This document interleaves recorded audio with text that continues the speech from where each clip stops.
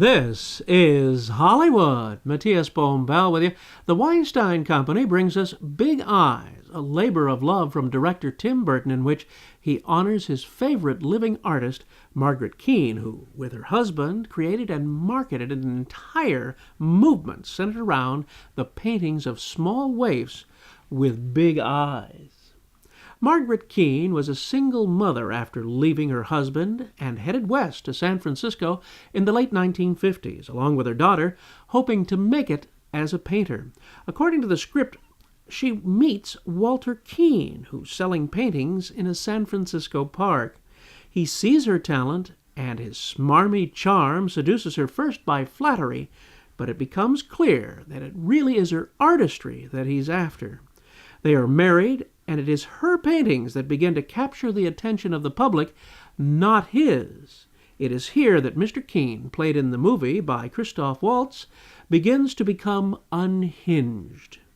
He takes credit for his wife's work and keeps her a prisoner in her own home, cranking out one painting after another while he uses his skills of self-promotion to make money and promote a popular movement with her unusual paintings for which he takes credit.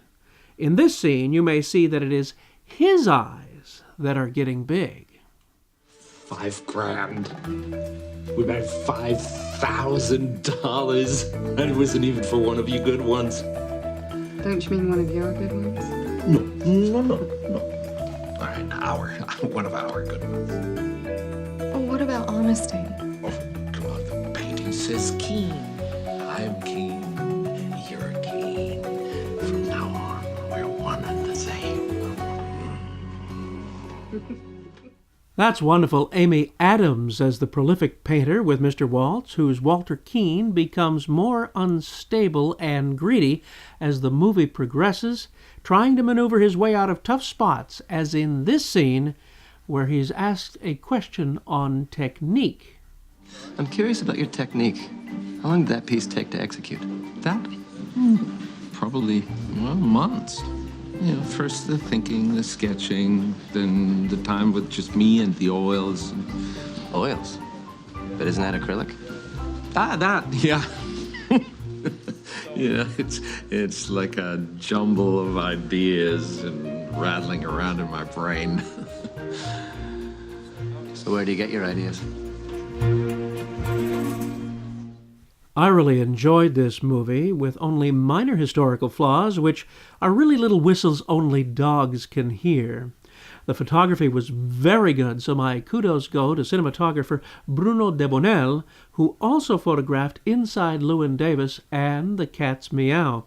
His use of color across the 185 screen is beautifully executed here and totally appropriate for the picture. Danny Elfman offers a subtle score that works very well.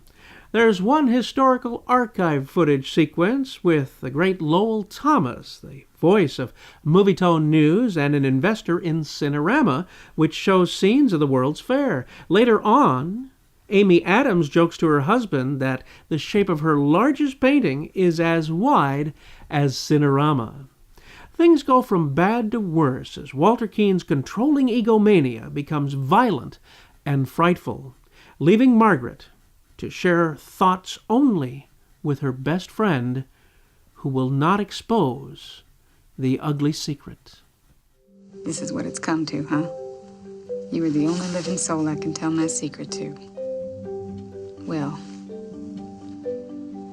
I painted them. I did. Every single one of them. Every big eye. Me. And no one will ever know but you. Cute little fella, isn't he? Other actors to enjoy in the picture include Danny Houston, who plays a San Francisco newspaperman. He was very good a few years ago in the movie Hitchcock.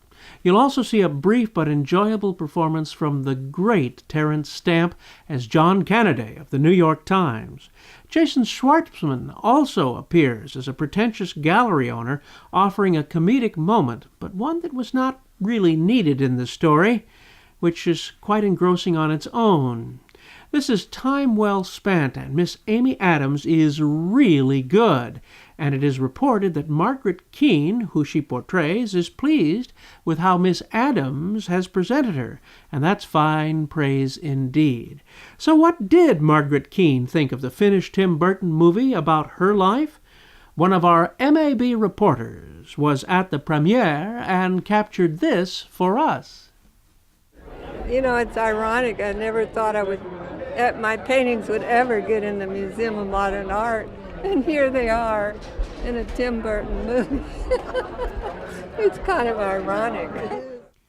I think I was as pleased as she was. Big Eyes has been given a PG-13 rating by the Motion Picture Association of America. This is your pal, Matías Bombal, bidding you a fond farewell.